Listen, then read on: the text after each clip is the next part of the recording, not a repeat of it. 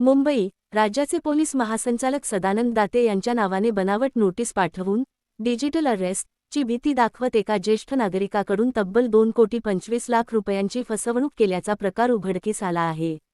या प्रकरणी किशन मकवाना याच्याविरुद्ध गुन्हा दाखल करण्यात आला आहे।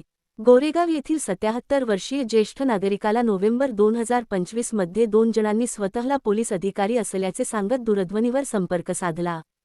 तुमच्या आधार कार्डाचा वापर करून जम्मू काश्मीरमध्ये बँक खाते उघडण्यात आले असून त्या खात्यात दहशतवादाशी संबंधित व्यवहार झाल्याचा दावा करण्यात आला।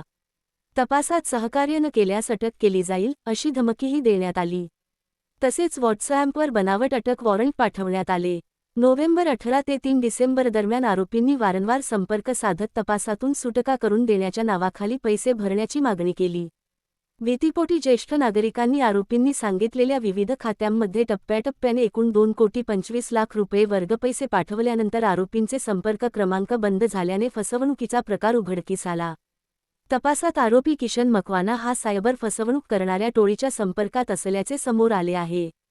पोलिसांच्या माहितीनुसार पोलीस महासंचालकांच्या नावाने डिजिटल अरेस्टची भीती दाखवत फसवणूक करण्याची ही चौथी घटना असून या संदर्भातील सर्व प्रकरणांचा तपास सुरू आहे। मुंबई येथून रणजित मस्के यांची रिपोर्ट।